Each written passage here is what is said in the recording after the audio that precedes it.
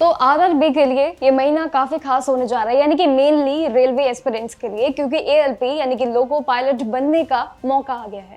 आपके लिए एक शानदार मौका निकल के आया है सरकारी नौकरी का रेलवे के अंदर। देखिए, रेलवे रिक्रूटमेंट बोर्ड यानी कि आरआरबी ने कुल यानी कि 1127 भर्तियां निकाल दी हैं और इसका शॉर्ट नोटिफिकेशन भी आ चुका है, जिसकी जानकारियां आज आपके साथ इस वीडियो में शेयर करने जा रही हूँ। इसका ऑनलाइन एप्लीकेशन की बात करूं, जो कि प्रक्रिया 15 तारीख से शुरू हो चुकी है, 15 मई से, और आपके पास फॉर्म भरने के लिए ये 14 जून 2026 तक का ही समय रहेगा। इसलिए डेट्स को ध्यान में रखते हुए चाहे आप नोट कर सकते हैं या फिर इसको आप समझ सकते हैं, याद कर लेना, क्योंकि अगर आरआरबी के शानदार मौके में जाना है तो जानकारियों को पहले अप्लाई करने से पहले समझ लीजिए। सबसे पहले आते हैं योग्यता यानी कि एलिजिबिलिटी पे। आपने 10वीं पास कर ली है, 10वीं पास करने के साथ साथ आईटीआई भी अगर किया है तो यहाँ पर सबसे बड़ा प्लस पॉइंट है आपकी एलिजिबिलिटी का।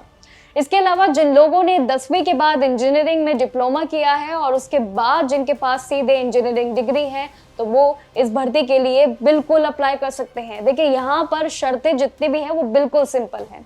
अब आते हैं आयु पे। एज लिमिट क्या है? मिनिमम आपकी 18 साल होनी चाहिए और मैक्सिमम 30 साल रखी गई है, यानी कि 18 से 30 के बीच आपकी आयु होनी चाहिए। और ओबीसी के लिए 3 साल की छूट और एससी एसटी के उम्मीदवारों के लिए 5 साल की छूट दी जा रही है। फॉर्म भरने की यहाँ पे फीस की बात करूँ तो यहाँ पर वो भी सिंपल है। जर्नल और बाकी जो कैटेगरीज रहेंगी उनके लिए 500 रुपए रखी गई है। वहीं एससी एसटी और एक्स सर्विसमैन और ट्रांसजेंडर और ईबीसी कैंडिडेट्स को इसमें सिर्फ 250 रुपए देने हैं, यानी कि 250 उनकी एप्लीकेशन फी रहेगी। ये फीस आप ऑनलाइन पे कर सकते हैं। आरआरबी ने जोन वाइज वैकेंसी की लिस्ट भी शेयर कर दी है, जिसमें साउथ ईस्टर्न रेलवे में सबसे ज्यादा हमें देखने को मिले हैं आंकड़े, यानी कि 1531 पोस्ट के। वहीं सेंट्रल रेलवे भी पीछे नहीं है, 1400 इसके पोस्ट के खाते जरूर हैं, जहां पर लाइनें लंबी हो सकती है। अगर आपकी पसंदीदा जोन के मुकाबले ये वैकेंसियां आप चेक कर सकते हैं, आप इंटरेस्टेड है तो फॉर्म भरने की तैयारियां शुरू कर दीजिए। सिलेक्शन प्रोसेस थोड़ा सा लंबा जरूर है, ट्रांसपेरेंट लेकिन पूरा है।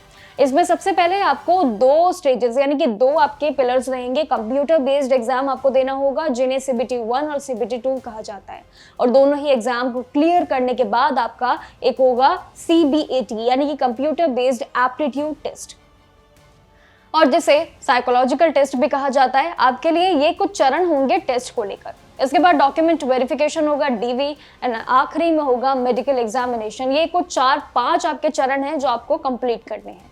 तब आप रेलवे की फाइनल लिस्ट में ही आ पाएंगे जब आप इन पड़ावों को पार कर लेंगे। तो इसलिए देरी किस बात की, 15 तारीख दूर नहीं है। अब आपके लिए 15 तारीख से शुरू होने जा रही है पूरी भर्ती प्रक्रिया, इसलिए ध्यान दीजिएगा कि आखिर 15 तारीख से आप इस फॉर्म को जरूर फिल कर दें, क्योंकि आखिरी तारीख यानी कि जो जून का महीना जिसमें लास्ट डेट है इस पूरी भर्ती की, एएलपी की, ये भर्ती आप जरूर छोड़ देंगे। इसलिए ना छोड़ने के लिए तरीके से पहले ही आवेदन कर देना। अगर और भी जानकारियां चाहिए होंगी तो कॉमेंट सेक्शन में मैसेज ड्रॉप कर दीजिएगा। बाकी जानकारियों के लिए देखते रहिएगा जागरण जोश।